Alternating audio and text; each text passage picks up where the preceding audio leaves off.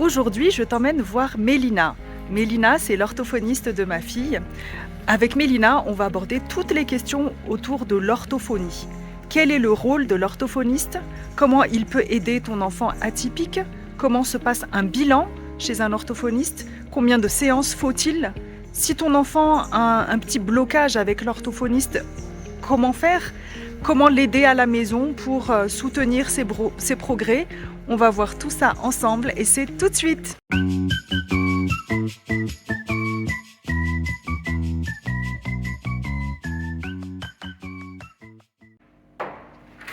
Bonjour Élise. Hello Mélina, merci. Bienvenue dans mon bureau. Waouh, merci, ça fait un petit moment qu'on ne s'est pas vu. Alors tu nous présentes un peu, donc quand tu reçois les parents, du coup... On commence par s'asseoir au bureau principal qui est ici. D'accord.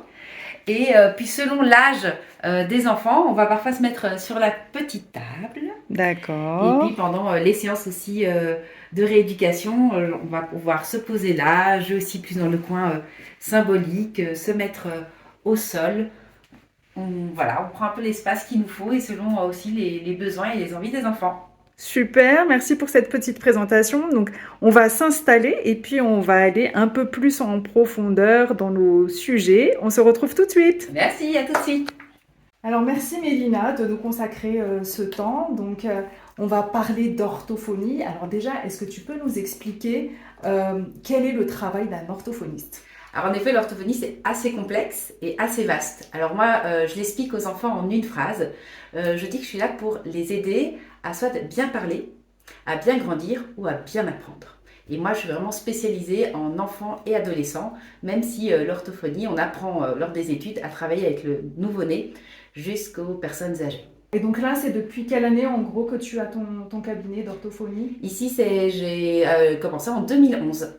À D'accord. créer donc ma société Ouais. qui s'appelle donc développement et éveil du mouvement et du langage, parce que en plus de l'orthophonie, j'ai fait aussi un an de spécialisation en psychomotricité et donc c'était vraiment pour le nom de la société regroupe ce langage et ce versant moteur. En général, on vient te voir pour quelle raison? Alors la raison, je dirais, la plus courante, c'est soit un retard de langage, l'enfant qui soit ne parle pas, n'articule pas bien ou parle pas bien avec au niveau des mots, des phrases, n'arrive pas à bien communiquer. Donc ça, c'est plus pour les plus jeunes. En primaire, ça va être surtout des difficultés d'entrer dans la lecture ou l'écriture, de concentration. C'est principalement pour ça que les enfants viennent me voir. Et puis j'ai aussi de plus en plus, je travaille pas mal avec quelques orthodontistes parce que je travaille aussi tout ce qui est la déglutition. On s'est rendu compte en effet qu'on mettait des appareils aux personnes, les dents se remettaient bien et après quelques années les dents bougeaient et on devait recommencer le protocole. Et en fait on s'est rendu compte que si la langue n'est pas bien positionnée et qu'elle pousse tout le temps sur ses dents, les dents bougent et on peut recommencer. Donc maintenant, en collaboration avec les orthodontistes, eux s'occupent de la partie technique et moi je travaille la langue pour qu'elle touche plus les dents et puis qu'une fois que le protocole d'appareillage est terminé, ça reste pour toute la vie. Ok. Donc tu parlais du langage tout à l'heure. Quel est le distinguo entre un retard de langage et un trouble du langage? Ouais. Quelles sont les différences? Alors, il y a plusieurs points. Donc un retard, c'est juste un décalage dans le temps. Donc c'est vrai qu'on va souvent dire, un enfant avant 3 ans, avant on disait ça sert à rien d'aller chez l'orthophoniste, il faut laisser le temps, etc. On est vraiment revenu sur ce protocole maintenant parce que plus tôt on s'y prend et meilleurs sont les résultats. Hein. Prévenir plutôt que guérir. Donc en fait, quand on se pose déjà des questions, il faut observer. Je dis on observe, alors c'est du cas par cas, mais si pendant 15 jours, 3 mois, on se pose toujours des questions et on se dit ah là là, où en est mon enfant? Il ne faut pas hésiter à en parler à son pédiatre ou à faire mieux vaut une consultation de trop que pas assez. Et là, c'est vraiment au professionnel d'identifier si, ben non, là on a un petit retard en faisant ça et ça suffira, ou s'il faut aller un peu plus loin. Ou si le retard est assez important, donc j'ai l'air de plusieurs années, entre 1 à 2 ans, là il faut vraiment, comment on peut faire pour stimuler, pour rattraper. Et en fait, nous on a aussi des tests où on évalue, où là on est vraiment dans une hors norme par rapport au développement classique. Et donc là on peut penser à un trouble. Maintenant, moi quand je fais un bilan, la première fois je fais un état des lieux et je dis voilà où est l'enfant aujourd'hui. On peut penser à un retard ou à un trouble. Et je dis, voilà, on va faire 6 mois de suivi spécifique avec des adaptations à la maison, à l'école, en séance. Et dans 6 mois, on refait un point. Et selon l'évolution des 6 mois, on pourra vraiment soit conclure à l'hypothèse de départ ou au contraire affirmer ou non l'hypothèse de départ. Donc, donc tu disais, moi, il y a un mot qui m'interpelle, c'est l'observation. Parce que c'est vrai que souvent, les parents pensent que c'est le professionnel qui va tout délivrer au niveau du diagnostic et de toutes les informations. Mais en fait, déjà, nous, parents, en tout cas, c'est ce que je conseille aussi aux parents que j'accompagne, c'est d'avoir un petit carnet où on peut noter déjà quels sont les petits retards ou les choses différentes que notre enfant fait par rapport aux autres enfants. Et ce carnet, ben, justement, on peut l'amener au professionnel pour étayer le diagnostic et voir du coup dans quel sens on peut partir. C'est vrai que ce serait très riche si des parents arrivaient avec cet outil. Donc c'est un vrai plus. Maintenant, même si ce n'est pas fait, moi je suis là en fait un bilan, la première demi-heure ou la première heure, c'est ce qu'on appelle l'anamnèse. Et c'est là où je vais poser toutes les questions aux parents. Donc c'est vrai que là, je vais leur demander à quel âge leur enfant a parlé, à quel âge il a marché, est-ce qu'il a fait du 4 pattes, est-ce qu'il dort bien, enfin voilà. C'est toutes les questions et c'est moi qui vais vraiment les accompagner. Donc c'est vrai que si on a ce petit carnet, parfois on oublie des choses et du coup ça permet de... Ah oui, c'est vrai, tiens, il a marché à 4 pattes à 9 mois, ou notre carnet de santé, c'est vrai que ça peut nous aider, parce que la mémoire, et surtout quand on a plusieurs enfants ou que ça fait longtemps, on ne se rappelle plus. Donc, mais ça, c'est vraiment la première partie du bilan. C'est toute cette anamnèse qui va être essentielle pour le diagnostic. Et donc, le bilan, il dure combien de temps? Alors, moi, j'ai 2 types de bilans. Donc, j'ai le bilan pour les petits, donc en dessous de 6 ans. Et là, c'est pendant 1 heure. C'est ce que j'appelle l'entretien parent-enfant, où pendant 1 heure, on va être ensemble et on va faire cette anamnèse. Puis moi, je vais aussi observer l'enfant, voir où il en est dans son comportement, dans sa communication.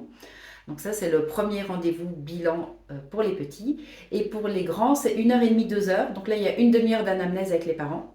Et puis pendant une bonne heure, je reste avec l'enfant, donc entre 6 et 18 ans, où je lui fais passer une série de tests, donc qui sont ce qu'on appelle étalonnés. Donc c'est des tests qui ont été statistiquement effectués et prouvés qu'à tel âge, l'enfant devrait avoir entre cette note et cette note. Donc on se rapporte vraiment à une norme pour l'enfant pour voir s'il est dans la moyenne ou pas, s'il est un petit peu en dessous de la moyenne ou beaucoup en dessous de la moyenne, au-dessus de la moyenne. Donc tous ces exercices, tous ces tests vont me permettre ça. Et après, je reprends les parents avec l'enfant et on fait une conclusion ensemble et je leur envoie ensuite un rapport pour qu'ils aient une trace écrite de ce qui a été fait, qu'ils peuvent transmettre à leur médecin, à l'école, pour continuer à garder une trace dans le dossier ou demander aussi des aménagements à l'école si c'est nécessaire. Comment un parent peut préparer son enfant à ce bilan? Parce que justement, parfois, on a très peur parce que déjà l'enfant, il ne te connaît pas forcément pour la première séance. Donc il est stressé, donc déjà à la base il a des difficultés. Donc comment le parent peut préparer l'enfant pour faire en sorte que le bilan se passe au mieux et peut-être pour lui expliquer un peu comment ça va se passer? Alors la première chose que je dis, c'est que je ne suis pas médecin, donc ne pas dire qu'on va aller voir un médecin. Moi j'aime bien qu'on m'appelle par mon prénom, donc on va aller voir Mélina qui est orthophoniste et elle s'occupe d'accompagner les enfants. Donc là on va faire un point avec elle, c'est vraiment ce qui est important. Parfois montrer aussi une photo à l'enfant, ça peut aider déjà à visualiser quel type de personne on va voir, le rassurer qu'on sera avec lui, en tout cas la première partie du bilan, et pour les petits, toute la séance, on sera vraiment avec lui, c'est important. Ce point-là, c'est vrai qu'avant, au début de ma pratique, je prenais toujours l'enfant tout seul à un moment donné pour voir comment se passait la séparation des parents. Et en fait, pour moi, maintenant, pour des petits, on n'est pas sur ça. La séparation, bien sûr, on arrive dans un endroit inconnu avec une personne inconnue, même si on reste une demi-heure ensemble et demander à l'enfant de rester tout seul, ça peut être assez lourd pour l'enfant et pour la suite. En fait, est-ce que l'enfant voudra bien revenir pour retravailler? Donc, moi, la première séance, je laisse toujours les parents avec nous, sauf si c'est la demande de l'enfant de vouloir rester seul, pourquoi pas? Ça m'est déjà arrivé un enfant qui me dit « Ah, je veux jouer avec toi tout seul » et ça peut tout à fait se faire. Donc, voilà, juste le préparer déjà sur ça. Après, moi, j'allais dire, j'ai l'habitude et quand l'enfant rentre, je veux vraiment qu'il se sente bien. Je lui explique tout de suite qui je suis, pourquoi il est là, et aux parents aussi, parce que parfois c'est aussi les parents qui peuvent un peu s'inquiéter, parce que souvent c'est soit le médecin qui va les conseiller de venir me voir, ou l'école. Parfois c'est des démarches personnelles aussi, hein, des recherches personnelles. Et voilà, mon rôle est vraiment d'expliquer qui je suis et pourquoi ils sont là, et de les écouter aussi, pourquoi eux sont là. Alors, pour petite précision, en fait, Mélina, c'est celle qui nous a guidés au début pour Mélissa, parce qu'elle avait des troubles d'apprentissage. Donc, c'est vraiment elle qui nous a expliqué le b.a.-ba des possibilités de diagnostic, qui a fait l'investigation, etc. Et c'est vrai que ton travail demande vraiment de l'empathie et de la bienveillance pour que les enfants se sentent en confiance, hein, parce que euh, je pense que c'est assez difficile de travailler et d'amener à des petits progrès si au départ il n'y a pas cette relation de confiance qui se crée avec Tout à toi. fait. C'est essentiel, surtout l'enfant et moi. Après, les parents aussi, hein, si on est tous en confiance les uns avec les autres, ça se passe beaucoup mieux. Et puis, il y a aussi, une question aussi de feeling, hein, on peut ou pas bien, alors je dis pas bien s'entendre, mais Mhm. avoir une bonne relation avec quelqu'un. Et c'est comme tout thérapeute et tout médecin, si on ne le sent pas, mieux vaut arrêter et trouver quelqu'un d'autre. Donc ça, c'est vraiment important de travailler ça. Euh, donc moi, en général, ça se passe vraiment bien avec les enfants, parce que moi, je me sens vraiment à l'aise avec eux et la plupart aussi. J'ai eu une fois un cas d'un adolescent. Alors, je ne sais pas si c'était moi, l'orthophonie, le travail. Voilà, je le voyais venir ici avec des pieds de plomb. On a essayé d'en discuter avec ses parents, de retrouver sur la motivation. J'ai vu que ça n'allait pas et donc on a vraiment décidé dans ce cas-là d'arrêter. S'il n'y a pas de Ah ouais. confiance et de motivation, en fait, le travail, il ne peut pas Il bien peut se pas faire. se faire, c'est ça. Donc, soit on fait C'est la une pause et on base. réessaye plus tard, soit on essaye d'autres personnes. Mais pour moi, c'est vraiment essentiel. Et j'ai un ado qui m'a dit ah, en fait, vous êtes gentil. Et je lui dis mais pourquoi tu me dis ça? Il me dit ah, mais à l'époque, j'ai eu une autre orthophoniste et qui me criait dessus. Alors, parce qu'elle criait ou elle avait juste un ton de voix qui faisait Qui qu'il était se un peu plus sentait, fort. voilà, il était plus jeune, et, assez sensible. Et il m'a dit moi, j'avais peur d'aller chez l'orthophoniste. Et donc, Mhm. clairement, s'il y a la peur, mais même à l'école, hein, je dirais même au Mhm. travail, Mhm. la peur bloque tout apprentissage, hein, le stress aussi. Donc ça, Mhm. c'est vraiment essentiel d'établir cette confiance et cette relation. C'est vrai qu'il y a beaucoup de travaux justement sur le rôle des émotions dans les apprentissages. Alors parfois, effectivement, on dit que ça peut être un frein quand il y a trop de stress ou trop Mhm, d'anxiété. Et puis parfois, quand il y a de la joie, quand il y a des émotions positives, ça accélère tout à fait. l'apprentissage. Donc effectivement, le feeling Mhm, avec l'orthophoniste c'est ça. est très important. Si ce contenu te plaît, s'il te plaît, abonne-toi. Tu vas ainsi pouvoir m'aider à donner plus de visibilité à la chaîne et en faire profiter d'autres parents. Merci d'avance. Et donc tu disais, donc après le bilan, donc tu établis un rapport et après tu donnes des recommandations du coup par rapport à une fréquence de séance. Oui, alors je dirais les recommandations se passent sur trois points, trois plans. Il y a d'abord les recommandations à la maison, Mhm. à l'école et puis en thérapie. En thérapie au sens large, donc je vais juste un peu détailler. Pour moi, l'image que je donne, c'est un enfant, il est là, au centre d'un triangle. Et dans les trois coins du triangle, il y a la famille, c'est là où il est essentiellement, l'école aussi, où il est beaucoup, et puis son environnement avec tous les accompagnants, les thérapeutes ou les activités périscolaires. Et donc, pour moi, c'est ensemble qu'on va aider l'enfant. C'est pas chacun de Mhm. son côté où on va travailler. C'est vrai qu'avant, même moi, au début de ma pratique, je faisais l'orthophonie toute seule dans mon coin. Et maintenant, je suis vraiment pour un travail global et collaboratif. Donc, dans mon bilan, il va être sur ces points-là. À la maison, qu'est-ce qu'on peut faire pour aider l'enfant? Et je veux dire, c'est des recommandations assez simples, hein, que je peux en donner deux ici, par exemple. Ben, c'est d'avoir un bon sommeil, une bonne qualité et une bonne quantité de sommeil. Si on dort pas bien ou mal, je veux dire, on a beau faire tous les thérapeutes qu'on veut ou de faire tous les cours qu'on veut, ben, le cerveau, il ne sera pas apte à apprendre. Donc, pour moi, je vais accompagner les parents déjà à réfléchir si l'enfant dort bien et en quantité, et sinon leur faire quelques recommandations.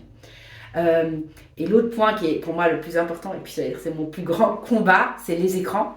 Et maintenant, je fais même un contrat en fait au début de chaque prise en charge avec toutes les recommandations et tout ce que les parents font ou sont d'accord de faire. Et pour moi, s'il y a des écrans, en tout cas en maternelle et en primaire quotidien, je dis ça sert à rien de faire de l'orthophonie. Je prends toujours mon exemple on veut perdre du poids, on va à la salle de sport et à côté de ça, on prend deux paquets de chips tous les jours. Et bien, il n'y a pas de cohérence. Mieux vaut peut-être d'abord arrêter les chips et après aller à la salle de sport. Et ben l'orthophonie c'est pareil, mieux vaut d'abord arrêter ou limiter, je sais pas pour les zéro écran, mais limiter les écrans et après on peut faire de l'orthophonie.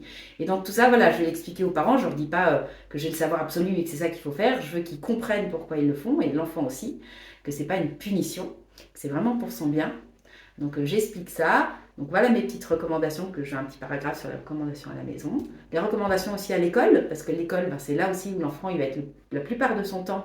Et qu'est-ce qu'on peut faire?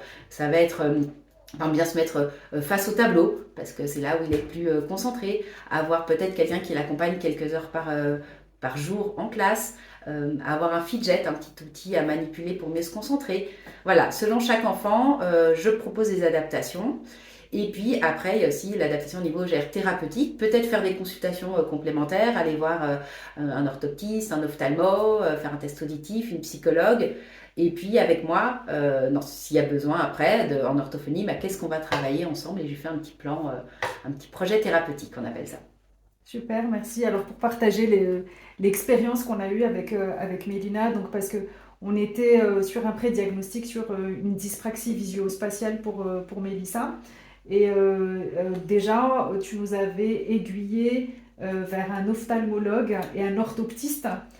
Donc on a eu plusieurs séances avec l'orthoptiste. Après, on avait vu qu'il y avait un gros souci de confiance en soi et des petits traumas liés à la scolarité. Donc tu nous as aiguillé vers le psychologue. Et je rebondis sur le fait qu'effectivement, il faut qu'il y ait une équipe où on peut donner des informations des uns et des autres, que ce soit pour l'école, que ce soit pour les professionnels, et on travaille tous de concert, et le parent doit être, je dirais, le fil rouge qui amène un peu tout ce monde autour de l'enfant, et l'enfant doit se sentir soutenu. Mmh. En tout cas, moi, c'est ce que j'explique à Mélissa, c'est ce que j'ai expliqué depuis qu'elle est petite, c'est qu'elle a un cerveau qui fonctionne différemment. Mmh. Et que du coup, c'est comme le moteur spécifique d'un véhicule, il faut des mécaniciens qui sont spéciaux pour faire en sorte que le moteur fonctionne le mieux possible. Et donc c'est vrai que cette liaison entre les différentes équipes, elle est essentielle. Donc il faut aussi bien communiquer avec les profs, avoir un peu le feedback aussi des après-séances pour continuer quelque part après le travail à la maison. La majorité des parents qui nous suivent sont des parents d'enfants atypiques, qui ont des troubles 10, qui ont des troubles de l'attention, qui sont hypersensibles ou qui ont un haut potentiel. Quelle est la proportion, on va dire, à peu près d'enfants atypiques que tu reçois à ton cabinet? Alors, que je suis à mon cabinet, je dirais la majorité, parce que c'est pour ça que l'orthophonie accompagne vraiment ce type d'enfant. Quand c'est un simple retard, c'est pour ça que je donne à ce moment-là des recommandations, des conseils, et je dis par exemple si c'est un simple retard en lecture, à ce moment-là ça va être plus du soutien scolaire, ce que moi je ne fais pas. J'ai travaillé en relation, mais moi je ne fais pas du soutien scolaire. On travaille vraiment d'une façon différente, comme tu le disais.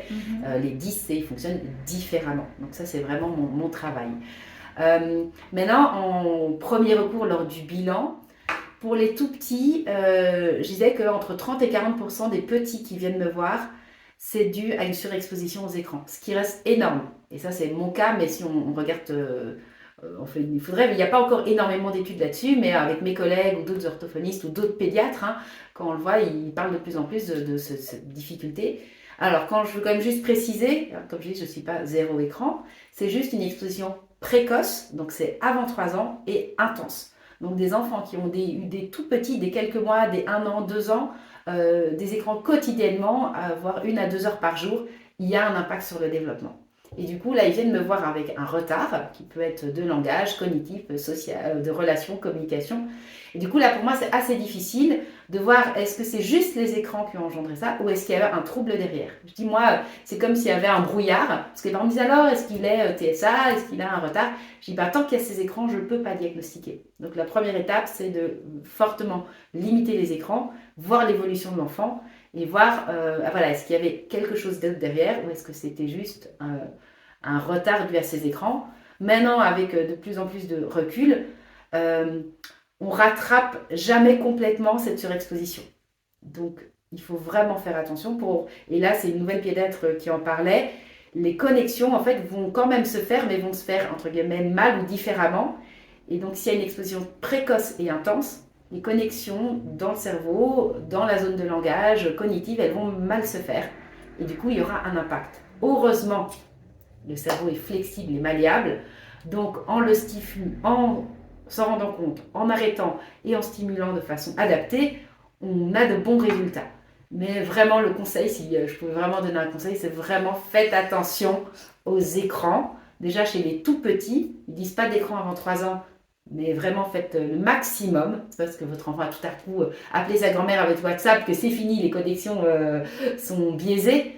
Mais vraiment, limitez au maximum avant 3 ans. Et après, pareil, le conseil que je donne à tous les parents, en maternelle, en primaire et je dirais même au collège, limiter hors temps scolaire. Le week-end, les vacances et maximum 2 heures par jour.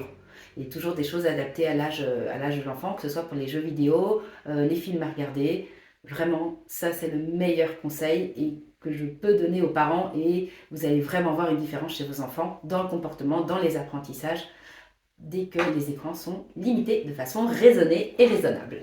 Alors, pour rebondir, parce que c'est vrai que donc, pour notre part, en tant que parent de Mélissa, on a été sensibilisés très tôt par Mélina sur la partie écran.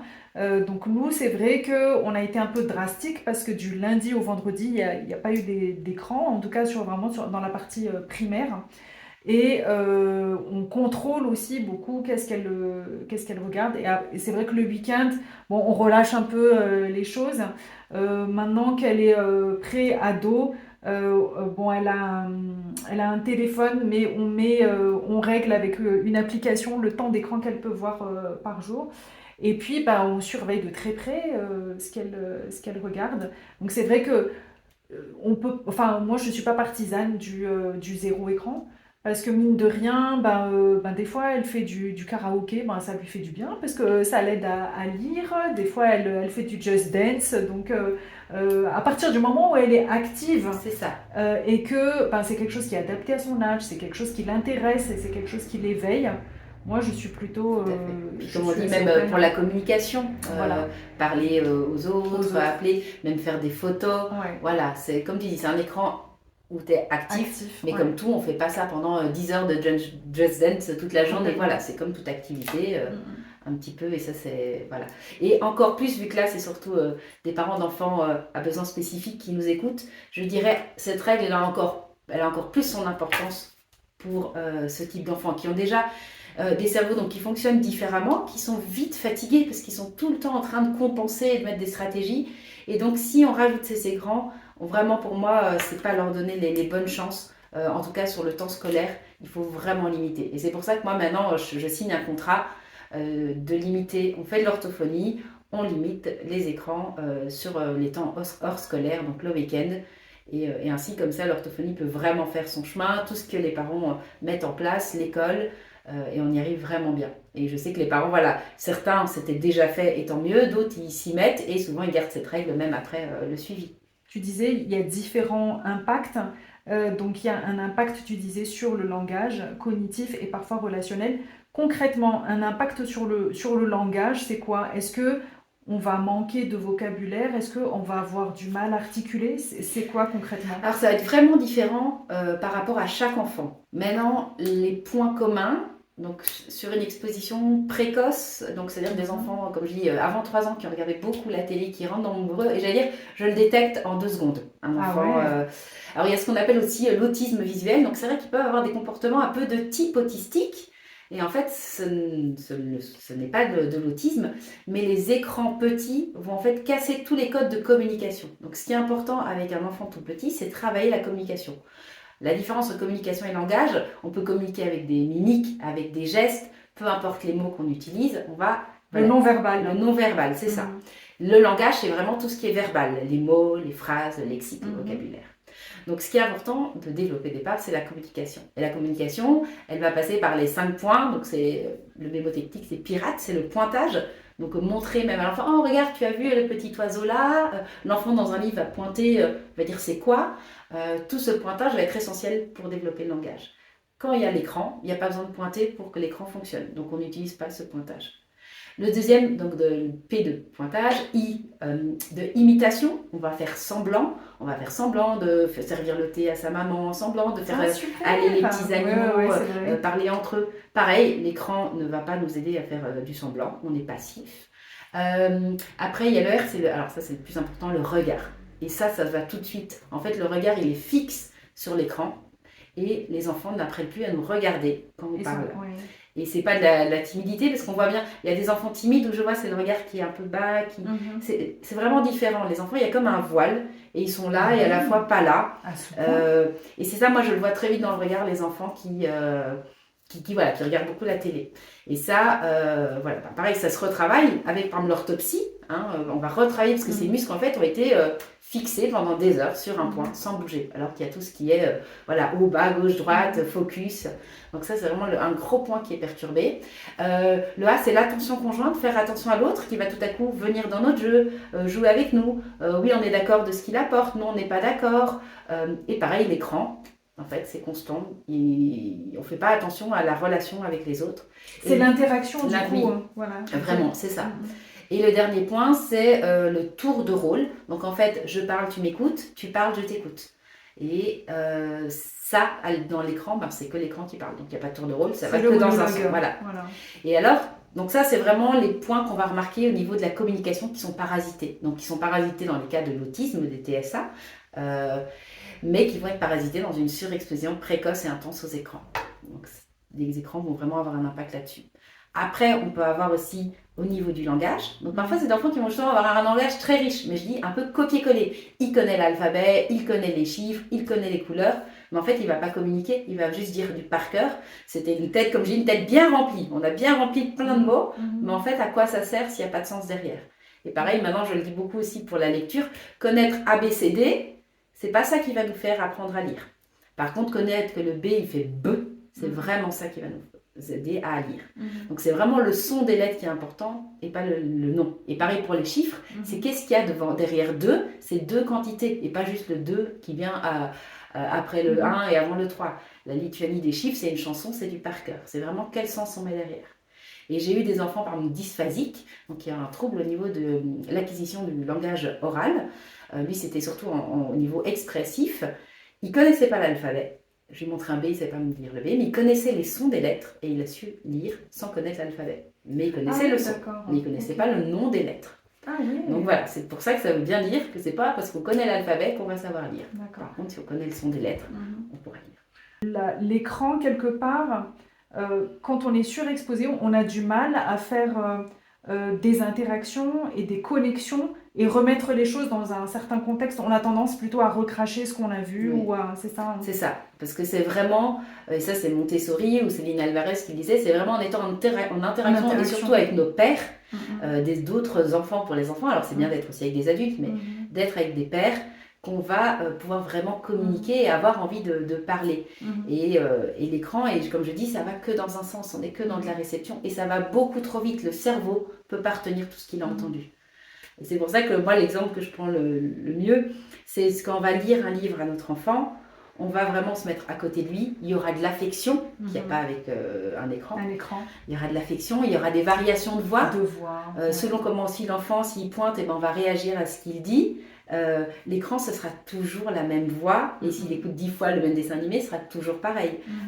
Même s'il y a par exemple Dora qui fait un peu interagir les enfants, ce sera toujours le même ton. Et ils vont à un moment donné se rendre compte que s'ils disent rien, elle réagit quand même, et s'ils disent quelque chose, elle réagit. Avec vraiment un livre et des parents à côté, il y a tout ce côté émotion, relationnel qui va jouer. Et c'est, comme je dis, c'est ces intonations, c'est ça aussi qui va. Et ce pointage, ce regard. Alors j'ai une question, du coup tu parles de lecture, d'histoire. Quel est ton avis sur les livres audio? Ah, bonne question. Parce que là on parle d'écran, on parle d'histoire, mais qu'est-ce que tu penses des livres audio? Alors moi je trouve ça bien si ça rentre en complément du reste. Donc si on fait que des livres audio sans un livre qu'on va lire nous à notre enfant, c'est un peu dommage, on rate certaines choses. Mais en effet, je trouve que c'est un bon complément pour être un sans écran. Par exemple, on est dans la voiture, on va une demi-heure à l'école, je déconseille de donner son téléphone à son enfant. Bien sûr, s'il peut lire un livre lui-même, regarder par la fenêtre, ne rien faire, c'est très bien. Mais pourquoi pas écouter un livre audio pendant ce trajet, parce que dans tous les cas, vous n'êtes peut-être pas à côté de lui. Et moi, par exemple, je suis malade en voiture, lire une histoire à mes enfants en voiture, c'est pas ce qui me plaît. Donc là, je trouve que ça a tout à fait son sens et c'est très riche. Mais voilà, je trouve que comme tout, il faut un peu de tout et sans être dans... voilà, on va pas faire 10 heures de livre audio sur une journée. Parce que pareil, il n'y a pas d'interaction, ça va tout seul. Mais ça peut en effet donner plein d'accès aux enfants sur des connaissances, l'imagination. Donc c'est un bon outil aussi. Super. Et je reprends, donc imaginons donc, que tu as un enfant que tu suis qui est dyslexique, donc tu as fait le bilan, tu as programmé les séances, tu assistes donc parfois à des réunions de coordination avec d'autres professionnels de la santé ou des gens de l'école.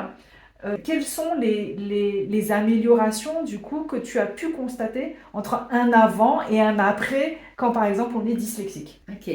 Alors, ce qu'il faut savoir, c'est que tout prend du temps et que, hélas, on n'a pas de baguette magique ni de remède miracle. Je le cherche toujours, mais donc Oui. voilà, il faut être vraiment patient et ça prend du temps. Donc sur ce point, après l'orthophonie, moi ça m'a beaucoup frustrée au départ parce que c'était très long, des suivis parfois de plusieurs années avec des enfants. Donc moi ça me frustre beaucoup. Maintenant voilà, je me suis reformée, les nouvelles approches et je travaille plus du tout de la même façon de mon début de carrière à maintenant. Maintenant en général je fais une vingtaine de séances et puis je fais alors c'est pareil, c'est du cas par cas, hein. Je fais une vingtaine de séances, on fait un point avec les parents. Et soit on se dit, allez, on repart encore pour 10 petites séances parce que là, ça a bien évolué, on sent qu'il faut encore consolider et on repart encore sur une dizaine de séances. Ou sinon, on fait ce qu'on appelle des pauses thérapeutiques. On fait une petite pause, on réfléchit, peut-être l'enfant, pendant ce temps, il va aller faire soit de l'orthopsie ou il va simplement faire du dessin parce qu'il voulait faire du dessin, qu'il n'avait pas le temps. On réfléchit à quelque chose de cohérent pour une continuité et on se revoit, pareil, selon chacun, dans 3 mois, 6 mois, et on refait un point et on voit si on redémarre. Et en fait, depuis que je fais ça, ça permet d'arrêter cette monotonie parce que l'enfant il aime toujours venir ici vu qu'on joue, mais à un moment donné les progrès ils stagnent. Ah, c'est ce que j'ai remarqué. Donc le fait de faire ces pauses, autant pour lui que pour moi, parce que quand je le revois je me dis ah tiens on va refaire ça, tu te rappelles, ou ah tiens j'ai eu une nouvelle idée, et même moi je suis plus motivée à l'accompagner, et l'enfant aussi est content de revenir, et voilà, le fait de faire des pauses, moi ça a vraiment été une nouvelle approche qui m'a parlé. Donc ça c'est une première chose, et au niveau donc des évolutions pour revenir à ta question, il y a plusieurs points. Les enfants 10, c'est souvent la fatigabilité qui ressort, l'irrégularité, un jour ça va, un jour ça va pas, et la confiance en eux. Complètement. Alors, je confirme avec Mélissa, je confirme. Donc voilà, on va essayer déjà de voir, comme je dis, pour que ça soit moins coûteux pour eux, que ça leur demande moins d'efforts, de mettre des stratégies de compensation. Donc, soit on va entraîner quelque chose pour essayer de reconnecter au niveau du cerveau des points, soit mettre des adaptations. Comme je dis, il y a le tiers-temps qui est souvent le point le plus connu au collège et au lycée, laisser un peu plus de temps à l'enfant pour terminer, ou mettre un tiers d'exercice en moins. Parce que vu que ça lui demande déjà beaucoup, il est déjà fatigué. En fait, le tiers-temps, parfois on leur donne, mais en fait, ils sont déjà tellement fatigués que ce temps en plus, c'est encore trop pour eux. Donc, voilà, on réfléchit à des choses comme ça. Par exemple, pour la concentration aussi, comme je disais tout à l'heure, les petits fidgets. Les fidgets. Voilà, il y a des enfants, il y a même déjà des personnes qui ont besoin de bouger pour se concentrer. Certains d'entre vous vont dessiner sur le bord de leur feuille, vont en effet, alors on évite avec le stylo, oui. Et donc on va essayer de trouver quelque chose qui ne dérange personne et qui ne fait pas de bruit pour que l'enfant puisse bouger, parce que si on lui dit arrête de bouger, toute sa concentration c'est arrête de bouger, donc il ne peut pas écouter le professeur et réfléchir en même temps. Donc si voilà, il va prendre son petit fidget dans ses mains et bouger. Moi ce que j'adore, c'est les coussins dinaires, je ne sais pas si tu connais. Ah non, je ne connais pas du tout. Et ça même pour des adultes, alors moi par exemple je ne supporte pas, mais mon mari a ça toute la journée. Donc c'est des petites galettes, je vous montre. Ouais. En fait c'est une galette à la base pour le finesse, je pense qu'on peut faire l'équilibre dessus. Et on met ça sur n'importe quelle chaise. Et en fait l'enfant, hop, je vais vous montrer, vous allez tout de suite voir, il est comme ça, et du coup il peut bouger. Vous voyez, c'est comme le principe des ballons bobates, les gros ballons. Donc déjà pour le dos c'est très bien parce qu'on se tient de façon verticale, les abdos, et on peut bouger sans faire de bruit, parce que j'ai un ballon dans une classe, ben, Oui. c'est compliqué, puis Oui, si le oui. ballon il part, les enfants Ouais, vont vouloir ouais. s'amuser. Là, l'enfant, c'est assez discret, ça fait pas de bruit, Oui. et il peut bouger comme ça. Oui. Et au moins, il arrive à se concentrer parce que ce mouvement va l'aider à se concentrer. En tant que parent, quand on connaît pas quand on n'arrive pas à se mettre dans la peau de nos enfants, dans leur tête, on a tendance souvent à dire mais arrête de bouger, mais que tu vas pas pouvoir te concentrer, apprendre. Et en fait non. Moi je vois ma fille, c'est en étant par terre. Avec les pieds qui se baladent comme ça et les mains qui sont comme ça, qu'elle arrivait à intégrer des choses qui avaient l'air complexes. Moi, tu me fais faire la même chose, j'y Oui, arrive pas. Mais c'est ça aussi qu'il faut. J'ai vraiment envie de partager ça parce que ça a été mon erreur au départ. C'est de penser que, en fait, pour être concentré, il faut être sur une table avec une table bien droite, le dos bien droit et pas bouger. Et voilà. Et en fait, non. pour ma fille, et je pense que pour beaucoup d'enfants atypiques, Oui, et même non c'est. atypiques, en fait, Ouais. c'est vraiment des tempéraments de Mhm. personnes qui ont besoin de ça ou pas. Je pense qu'il faudrait faire une étude, mais je pense qu'il y a 50% de personnes qui ont besoin de bouger et d'autres 50% qui n'ont pas besoin. Comme il y en a qui ont besoin de musique Oui, pour se concentrer, et il y en a pour qui la c'est musique, ça.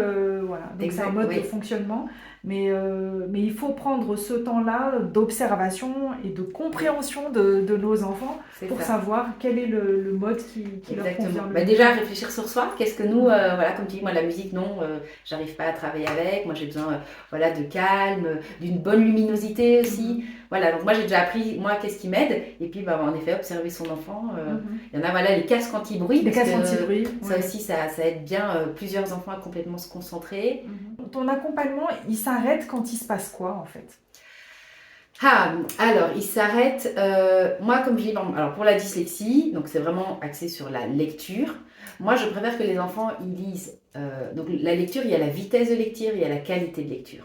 Moi, je base beaucoup sur la qualité. Je préfère qu'on lise moins vite, mais bien, et surtout qu'on comprenne ce qu'on lit. Qu'on comprenne. C'est vraiment la compréhension qui est importante. Mhm. Parce qu'à un moment donné, l'enfant, s'il a une bonne fluidité, super, il est retrouvé dans la norme, il lit très vite, mais en fait, il n'a rien compris. Il a rien Il compris n'y a pour complètement. moi aucun intérêt de lire sans comprendre. Mhm. Donc, moi, je vais beaucoup mettre l'accent sur la compréhension. Mhm. Et puis aussi, ben voilà, sur éviter de faire les petites erreurs qui vont du coup perturber la compréhension. Hein. Quand on confond des lettres, quand on saute un mot, ben oui, c'est ça qui va perturber. Donc, on va travailler beaucoup sur la qualité. Après, on fait aussi des petits exercices quand même sur la vitesse de lecture. Et je refais en fait, normalement, après 6 mois, on refait un bilan pour voir les évolutions. On demande aussi le ressenti à l'enfant, comment ça se passe en classe. On voit un peu toutes ces. En fait, c'est vraiment plein de petits facteurs. Comment l'enfant se sent aussi, le sentiment voilà, de réussite, de confiance. Si je vois que l'enfant, voilà, il a confiance, déjà le fait souvent quand on met, je pense que tu le disais aussi pour Mhm. Mélissa, quand on met un mot sur quelque chose, Mhm. certains disent ah non, on va pas mettre d'étiquette, mais en fait, c'est pas une étiquette, c'est se comprendre et dire bah en Mhm. fait non, je suis pas nulle, je suis pas bête et je suis pas un extraterrestre en fait. Je fais partie Mhm. aussi le sentiment d'appartenance. Et comme tu dis, après toi, que ce soit l'enfant ou les parents, savoir où on va chercher les informations et se renseigner, ça c'est vraiment important. Donc quand on a un diagnostic pour l'enfant, déjà il se sent ok, c'est pas ma faute et c'est pas celle des parents non plus. Non, c'est clair. Donc déjà ça aide, ils sont soutenus, on met des stratégies pour le cerveau, on travaille beaucoup aussi les prérequis, mémoire, concentration, attention, tout ça on le travaille. On travaille voilà, par exemple, la lecture si c'est l'objectif, et à un moment donné, on se dit bon, bah là, comment tu te sens? À l'école, les adaptations sont cohérentes et adaptées, ça marche. Ok, bah oui, t'es encore lent, ça te demande toujours des efforts, il y a encore des confusions, mais là, moi je trouve que tu as fait déjà beaucoup de progrès. Pour l'instant, ça stagne. Est-ce que tu es d'accord qu'on fasse une pause et qu'on arrête? Et est-ce que quelque part tu rediriges avec les parents et avec l'enfant certaines priorités en fonction des envies aussi des enfants? Je dis n'importe quoi. Imaginons que il y a un enfant qui est 10, Mhm, qui veut devenir acteur. mhm, D'accord? Donc, il va vouloir peut-être retenir, mettre un peu plus l'accent sur la mémoire, sur la confiance en soi, sur le charisme. Est-ce que ça t'arrive de peut-être remoduler ton accompagnement par rapport aux ambitions et par rapport aux intérêts et par rapport aux patients des enfants que tu reçois? de plus en plus. Mhm. Euh, Et ça, c'est pareil, c'est aussi Montessori qui disait de partir de ce que l'enfant nous amène, en fait, et ce qui lui plaît. Avant, moi, c'est vrai qu'on avait plus un protocole, on a un peu appris, voilà, il a des difficultés dans ça, on va travailler ça et ça C'est pendant ça. la séance, et c'était un peu plus rigide. Mhm. Maintenant, souvent, je pars de l'enfant, en effet, ses intérêts. S'il veut travailler la mémoire parce que ça l'aide, et la mémoire, on sait que ça aide plein de choses, ben, très bien, on va mettre l'accent sur ça. Et après, à moi, et ça, c'est le rôle vraiment de l'orthophonie, dans la flexibilité et la créativité, de hop, mettre un petit objectif que j'ai en plus en partant de ce qui l'intéresse et de sa motivation. Ouais. Et c'est vraiment sur ça qu'on va gagner en qualité et quantité de travail. Donc oui, mais voilà, l'enfant aujourd'hui il veut être acteur, il veut travailler sa mémoire, mais peut-être qu'en fait dans 2 mois il voudra faire autre chose, donc il ne faut pas oublier tout le reste et quand même stimuler, mais partir toujours de l'enfant. De l'enfant. Ouais. Maintenant il y a des formations Montessori, orthophonie, et je m'inspire beaucoup plus de ça parce qu'avant c'est faire de, allez, on faisait tel jeu, c'est moi qui choisis le jeu, maintenant j'essaye de leur demander de choisir, s'ils veulent faire 4 fois le même jeu, on fait 4 fois le même jeu. Et parfois où on essaie de trouver, tu choisis un jeu, j'en fais un, et comme je dis, j'essaie de moduler l'objectif ou la règle du jeu pour arriver à quand même une compétence qu'on doit travailler pour, entre guillemets, voilà, on joue pas juste pour jouer, même si on ne joue jamais juste pour jouer, il y a toujours quelque chose qui se passe. Et ça, voilà, c'est vraiment partir de l'enfant, c'est hyper important et essentiel. Super. Et il y a un autre sujet que du coup j'avais envie d'approfondir par rapport aux technologies. On a de plus en plus d'applis pour continuer les exercices d'orthophonie à la maison. Est-ce que tu as un avis sur ces applis? Alors, j'ai pas un grand avis parce que je les connais pas. Enfin, j'ai pas, voilà, j'ai pas investi. Mais dans l'avis que je donnerais, comme toute appli, même les applis de lecture, de maths, etc., ça reste un écran. Et comme j'ai eu l'orthophonie, pour moi, pas la moitié, ou un tiers du travail se joue dans la relation. Ah ouais, un tiers? Ouais. D'accord, ok. Donc de l'enfant, moi, et comme je dis, moi je m'adapte tout le temps à eux. À quel point l'application de l'intelligence artificielle va s'adapter, telle erreur je propose. Alors peut-être une partie, ça peut être peut-être un complément. Un complément. Mais pour moi, ça ne se suffira pas à l'être humain. Et je pense que, comme je dis, on peut le prendre bêtement avec des cours, même de langue. C'est vrai qu'il y a des bonnes applications pour les langues. Ok, mais pour moi, la meilleure façon d'apprendre une langue, c'est l'immersion.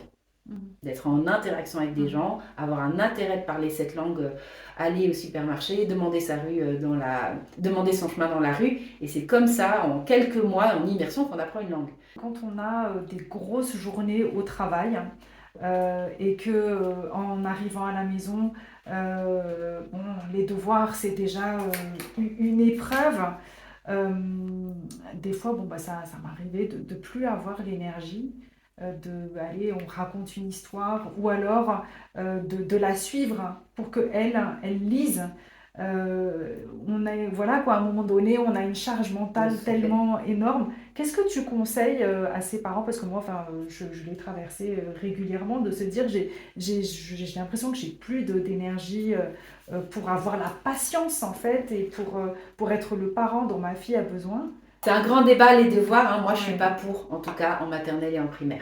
C'est pas le rôle des parents. Ils ne sont pas formés pour ça. Ah oui, d'accord. Et les enfants ont déjà assez d'heures à l'école pour faire les devoirs. Mais là, on peut partir sur un grand débat. Mais si je devais donner un conseil pour moi, un parent, pour qu'il soit bien lui-même, comme tu dis, tu as une charge mentale, puis parfois, tu n'as pas compris l'exercice toi-même, tu vas t'y mettre. Et puis, il y a des enfants, oui, ils sont scolaires, ils aiment bien leurs petits devoirs. Moi, tu vois, j'ai 2 enfants, il y en a une, elle a les petits cahiers de vacances, elle adore, elle fait ça bien, et l'autre, c'est impossible. Donc, tu vois, c'est aussi comment est l'enfant. Mais pour moi, le rôle du parent, c'est de garder ce lien avec son enfant, ce lien de confiance, ce lien d'amour. Et on peut apprendre autrement qu'avec des devoirs. Et les devoirs, entre guillemets, pour moi, des parents, c'est d'être présent. Pas spécialement en quantité, mais en qualité. Et comme je dis, faire un jeu avec son enfant, en fait, on va développer des compétences qui seront mieux qu'un simple devoir. Mais il faut peser la balance entre, voilà, à quel point ça impacte la relation parent-enfant et à quel point aussi ça impacte l'estime, parce que l'enfant, parfois, surtout des 10, ils se sentent nuls avec leurs devoirs, les parents se sentent impuissants, ça dure des heures. Tout ce qui se casse lors de ces devoirs, pour moi, c'est hyper pénalisant. Alors pourquoi pas prendre aussi quelqu'un d'extérieur pour le faire, parce que du coup, il y a plus relationnel. Il n'y a plus l'affect qui joue de la l'enfant n'a plus à tenir une image d'enfant qui réussit pour être aimé. Donc là, ça peut tout à fait se faire avec quelqu'un d'autre. Et du coup, le temps qui reste avec les parents est un temps de qualité et avec des jeux ou d'autres, des échanges autres. Je rebondis parce que vous retrouverez sur la chaîne, il y a une interview avec Tom, donc, qui était dyspraxique et qui est dyspraxique et qui est écrivain. Et il parlait justement de cette séance des devoirs. Et lui, il disait, il faut aussi reconnaître notre propre limite en tant que parent. Et aussi, si moi j'ai des facilités en maths, et que le papa il a plus de facilité sur la partie littérature, et il faut partager le travail et faire en sorte que là où on est le plus à l'aise et là où on a plus d'énergie, privilégier ça pour préserver la qualité de la relation avec l'enfant. Il y a un livre que j'aime beaucoup aussi, c'est Chasseurs-cueilleurs-parents. Oui.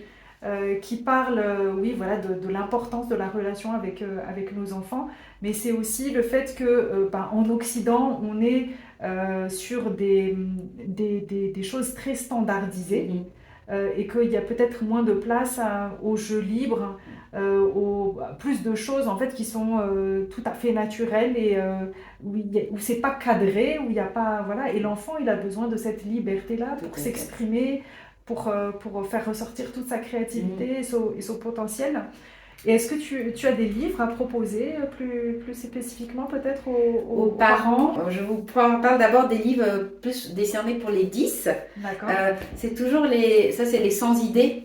Donc après, il y a les 100 idées sur la dyspraxie, sur la je vais remontrer vraiment à l'écran. Voilà. Et ça, ils sont vraiment accessibles, je veux dire, qu'on soit professeur, thérapeute, parent.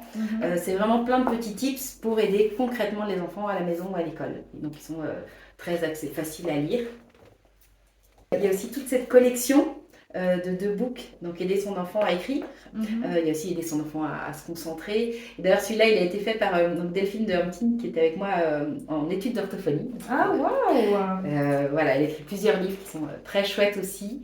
Donc ça, et tu le disais aussi dans une de tes interviews, s'informer, lire et chercher aussi ce qui nous convient. Il y a un super livre par rapport au TDAH, donc au trouble déficitaire de l'attention avec ou sans hyperactivité, qui me faisait en fait, quand j'ai vu l'interview de Tom, je ne connais pas le livre de Tom et je serais ravie de prochainement le lire. Mais donc Tom, c'était pour le versant dyspraxique, et en fait il y a un autre sur le versant TDAH. On m'appelle Tornade. Ah oui, c'est vrai, Adrien de l'hiver. C'est vrai. Voilà, et là aussi, il est pareil, très facile à lire et il explique lui son parcours en tant que TDAH. Et par exemple, moi, mon fils est aussi TDAH et je l'ai fait lire ce livre à mon père. Et en fait, du coup, ça lui a permis de plus comprendre comment fonctionnait mon fils et du coup d'être aussi plus patient, tolérant. Ah oui, ok. Il fonctionne comme ça, ah oui, ça doit pas être simple. Et donc voilà, c'est des livres qu'on peut lire soi-même pour mieux comprendre son enfant et aussi à son entourage. Et moi, en fait, c'est un ado qui l'a lu lui-même en étant TDAH qui m'a fait découvrir ce livre. Et aussi le sentiment d'identification, en fait, oui, je suis comme ça. Même si chaque cas est différent, c'est pas 100%, mais il y a des points, moi aussi, j'oublie tout le temps mes clés, moi aussi, ceci. Et donc voilà. Et je pense c'est que important, du coup, le livre de Tom, ça doit être aussi dans ce sens-là, c'est ça. sur son parcours, qu'est-ce qu'il a aidé, etc. Et ça, je trouve ça toujours très, très riche. Un autre livre que j'ai lu l'année dernière et que je conseillerais aussi à tout le monde, c'est Connaissances illimitées de Mohamed Bouclet. Ah, celui qui est dyslexique et qui est devenu champion du monde en lecture rapide. Voilà.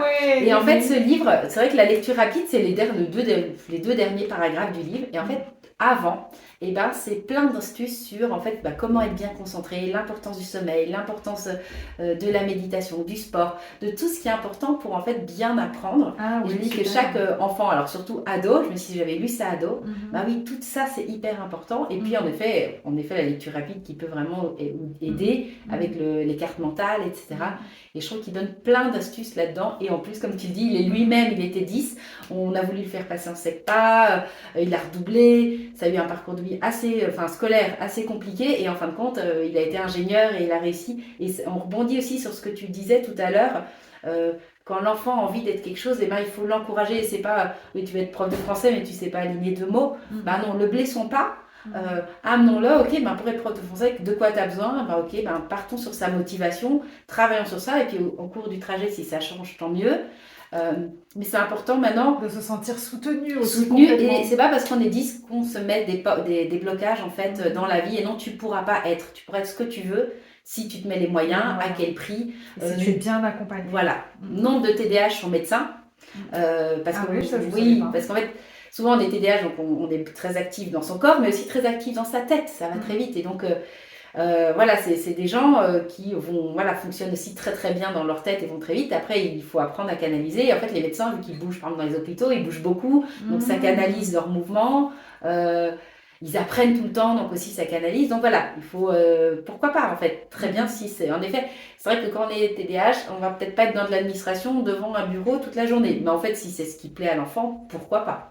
Il faut vraiment lui donner confiance, l'aider à mettre en place des choses, et pas non plus lui faire miroiter quelque chose de facile. Ok, être prof, comme on disait, pour être médecin, de quelles compétences tu as besoin? Ok, ben, ça pour l'instant c'est difficile pour toi, comment tu peux faire pour le travailler? Peut-être aller voir un médecin quand on est les stages des ados, pour vraiment comprendre ce que c'est le métier, si c'est vraiment ce qu'on veut, éviter de plus tard, voilà, entre guillemets, se planter, même si c'est un apprentissage, mais éviter. Maintenant les jeunes, on dit ah, il papillonne, il va faire un an de ça, un an de ça, un an de ça, et c'est pas, et puis en fin de compte il a plus rien fait.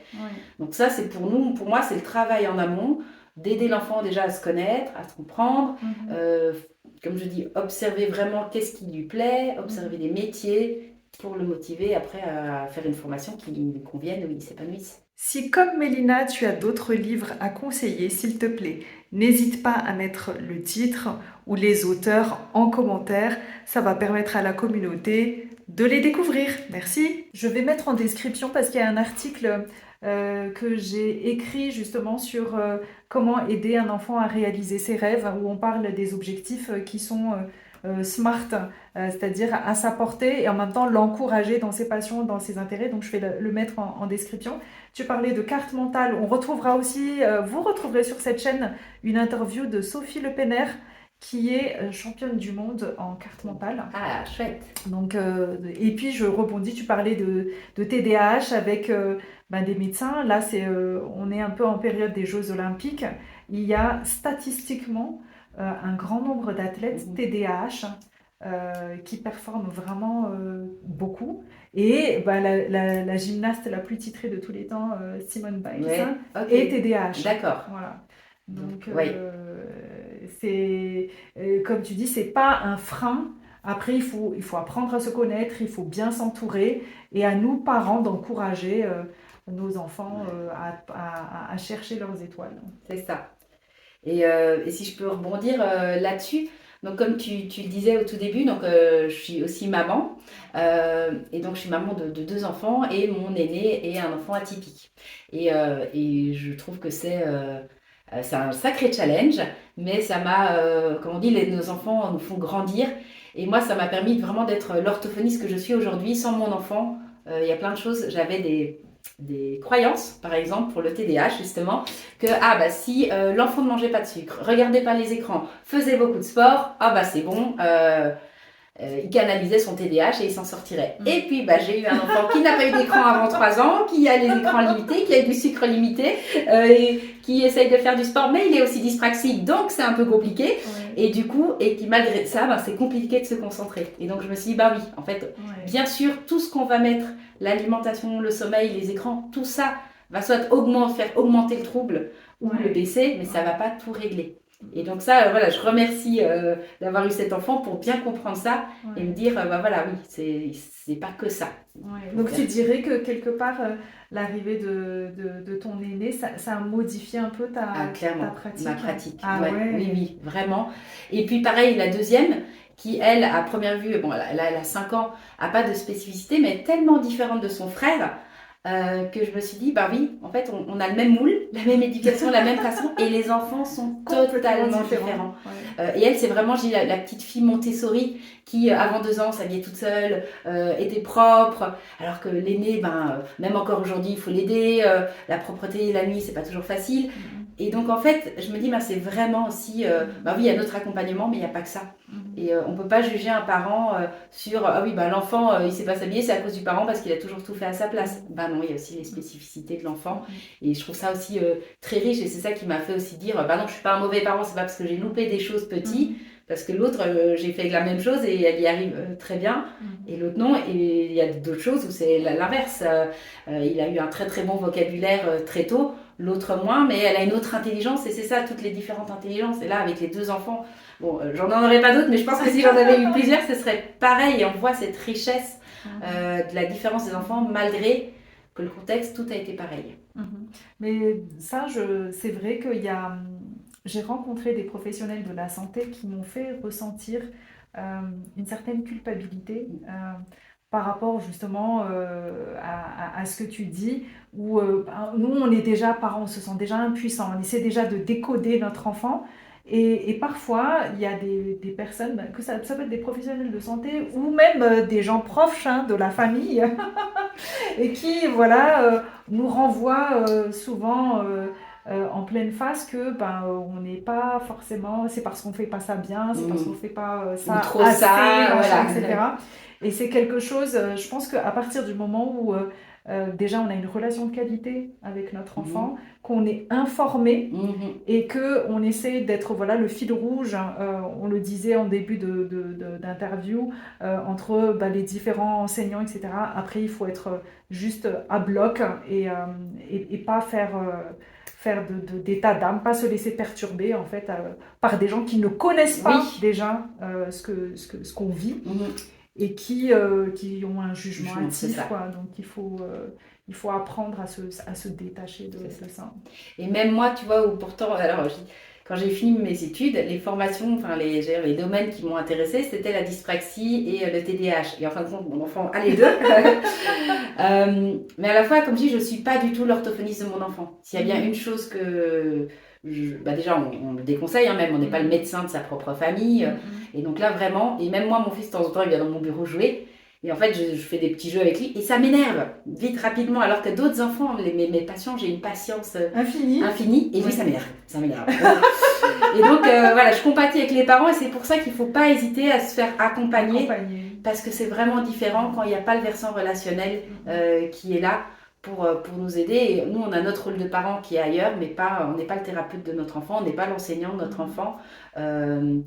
Donc, sauf si ça, après, voilà, il y en a qui font pour l'école à la maison, et si ça se passe bien, tant mieux. Mais voilà, chacun son rôle, et il faut voir si on est en accord avec ça. Et donc, voilà, pour moi, c'était vraiment pour mon enfant. Voilà, ça n'a pas été aussi facile, comme dit, beaucoup de culpabilisation. Qu'est-ce que j'ai mal fait, qu'est-ce que j'ai pas fait, qu'est-ce que j'ai trop fait, oui. Et donc ça, je l'ai eu malgré tout ce que je savais déjà. Et puis on s'est fait aider. Et c'est vrai que même la neuropsy me disait, mais ça vous savez déjà. Mais oui, je sais, mais en fait, redites-le moi pour mon enfant, pour en fait aussi me conforter, me redonner confiance que c'est ok. Parce que souvent on me disait, bon, tu sais, puis on... T'es déjà la spécialiste. Voilà, puis même le papa me disait, allez, vas-y, qu'est-ce qu'il faut faire? Non, mais en fait, non, avec mes émotions, tout est brouillé, je sais plus, est-ce que je le fais bien? T'es d'abord une maman avant c'est ça. Et donc là, voilà, la neuropsy redonnait, donc voilà, ah oui, c'est vrai. Puis on oublie aussi des choses qu'on faisait, oui, je vais refaire ça.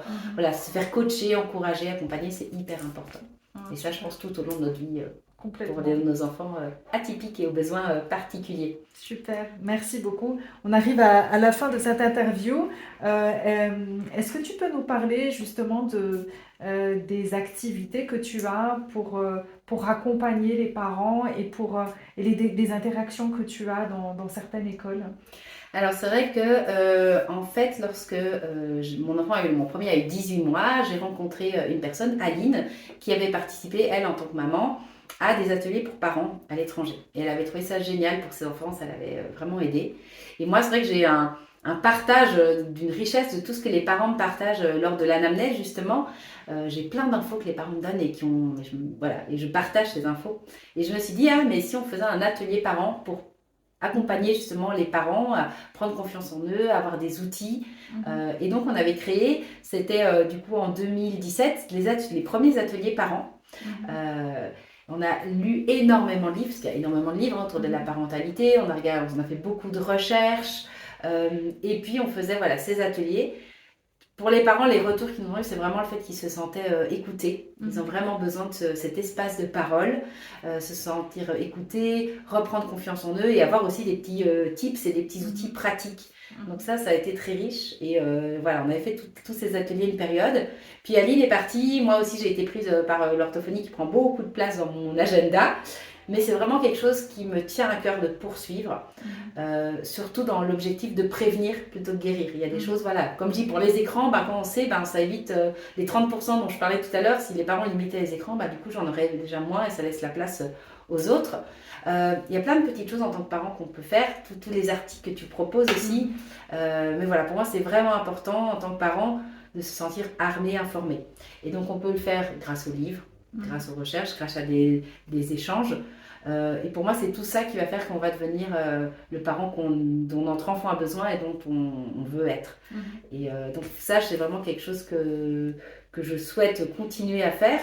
Donc ça va être des écoles qui vont m'appeler, des associations des parents, voilà, d'autres personnes. Et on va donner ces ateliers qui ont des formats de 1 à 2 heures sur différents thèmes autour des émotions. Tu en parlais tout à l'heure, de la bienveillance, du développement. Et j'ai aussi 2 ateliers en ligne qui sont disponibles, dont l'un c'est sur le développement, accompagner mon petit à grandir, parler et jouer. Et donc ça c'est vraiment tous les prérequis pour les enfants en dessous de 5 ans pour justement l'histoire du soir, limiter les écrans. Qu'est-ce qu'on peut faire de façon simple pour bien accompagner notre enfant, soit pour éviter de venir chez l'orthophoniste ou pour justement déjà, même si l'enfant a un trouble, comment on l'accompagne déjà bien. Et puis l'autre, c'est accompagner mon enfant à se concentrer, développer son attention et sa mémoire, qui sont pour moi des prérequis essentiels aux apprentissages. Et pareil, donc j'explique vraiment, je donne vraiment des outils concrets pour que les parents et les enfants puissent mettre en place les choses au quotidien et de façon facile. Super, donc on mettra en description le lien pour accéder aux ateliers de Mélina. Merci beaucoup Mélina pour le temps que tu nous as consacré. Alors n'hésitez pas à mettre en commentaire si vous avez des remarques, des questions, si il y a des sujets qui vous ont interpellé, n'hésitez pas. Merci beaucoup Mélina. Et si je peux donner un dernier mot? Oui, bien sûr. Donc c'est toujours l'importance de se faire confiance en tant que parent. Mais pour pouvoir se faire confiance, il faut aussi avoir confiance en son enfant et s'informer. C'est vrai qu'on a tous, en tant que parents, un 6e sens qu'on doit écouter, mais c'est pas juste. Pour moi, voilà, il faut continuer, s'en sentir vraiment aligné avec cette confiance. Et ça, c'est important de partager, de se sentir accompagné quand on a besoin, de lire, de chercher et de continuer dans cette voie pour sentir si on est vraiment sur le bon chemin. Oh, quelle jolie fin! Merci beaucoup. Merci à tous et à très vite pour une prochaine interview. Au revoir.